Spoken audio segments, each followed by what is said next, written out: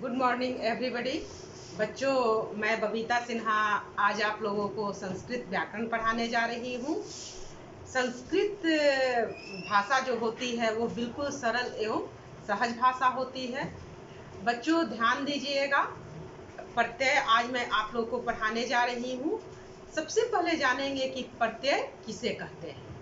तो जो धातु और शब्दों के अंत में जुड़कर शब्दों के अर्थ में परिवर्तन कर देता है उसे हम क्या कहते हैं? प्रत्यय कहते हैं।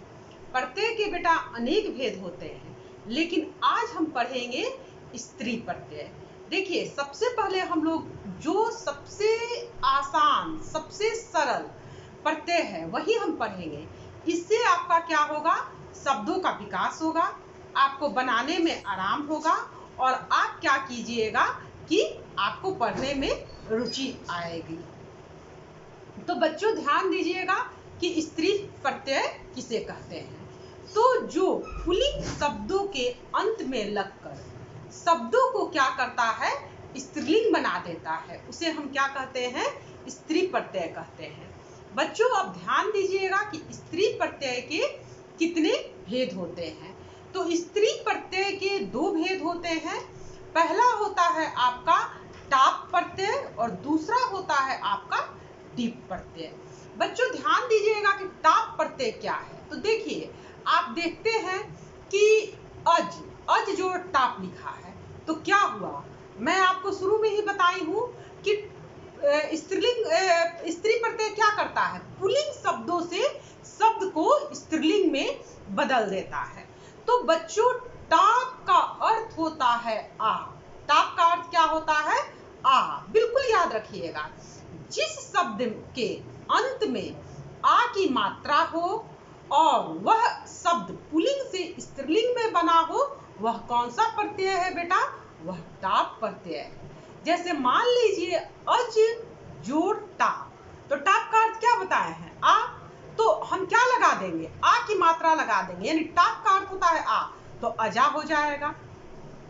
खग जोड़ टा क्या हो जाएगा आपका? खगा। खगा चिड़िया यानी स्त्रीलिंग में हो गई।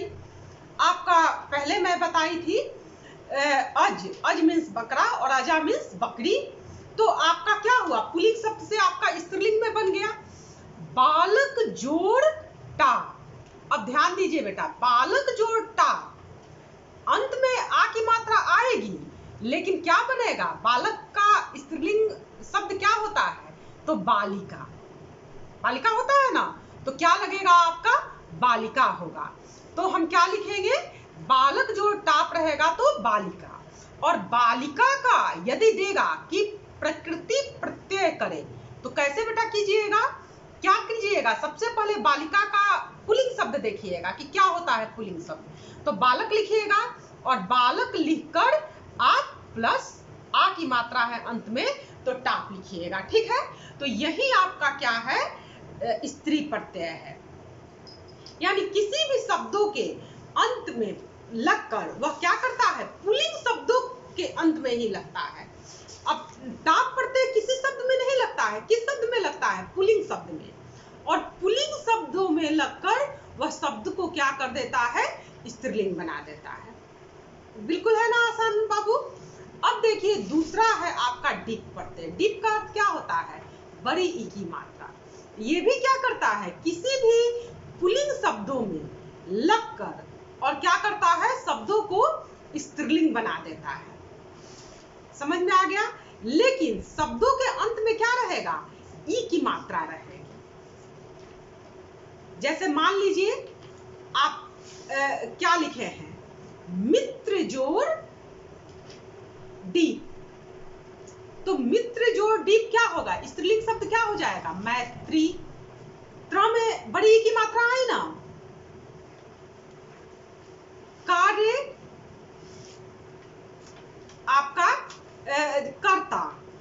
कर्ता क्या है आपका? पुल्लिंग शब्द है और कर्ता जो डीप दिया है, तो क्या करेंगे? स्त्रीलिंग शब्द बनाएंगे। और स्त्रीलिंग शब्द वही बनेगा जो शब्द के अंत में बड़ी की मात्रा रहे। तो कर्तरी। आ रहा है समझ में? जैसे मान लीजिए मनोहारिन, पुल्लिंग शब्द है तो क्या हो जाएगा, इसमें ई की मात्रा लग जाएगी, मनोहारिणी। आप बेटा देखते हैं जैसे तपस्विन, जोर, डीप, तो क्या करेंगे, डीप का अर्थ है बड़ी ई की मात्रा लगाना। हम शब्द के अंत में बड़ी ई की मात्रा लगा देंगे, क्या हो जाएगा, तपस्विनी।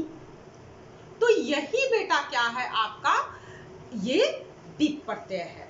जैसे टाप और डीप, ये सदैव बेटा याद रखिएगा कि पुल्लिंग शब्दों को क्या करता है, स्त्रीलिंग में चेंज कर देता है, और टाप में शब्दों के अंत में आ की मात्रा रहती है, और डीप प्रत्यय में शब्दों के अंत में बेटा कौन सा मात्रा रहती है, बड़ी ई की मात्रा रहती है। आप ध्यान दीजिएगा, जैसे सरल जोड़ टाप, क्या हुआ, सरला। अभिनेता जोड़ डीप, तो क्या हो जाएगा, अभिनेत्री। देखे पुल्लिंग शब्द से स्त्रीलिंग शब्द बन गया ना। तो इसी प्रकार आप क्या कीजिएगा कि टाप और डीप प्रत्यय का अभ्यास कीजिएगा। मुझे अपना राय जो है जरूर दीजिएगा, कमेंट बॉक्स में अपनी राय व्यक्त कीजिएगा, चैनल को सब्सक्राइब कीजिएगा। मैं नेक्स्ट वीडियो में फिर आपको प्रत्यय का दूसरा भाग पढ़ाऊंगी और आप लोगों को समझाऊंगी। आज इतना ही, तब तक के लिए धन्यवाद।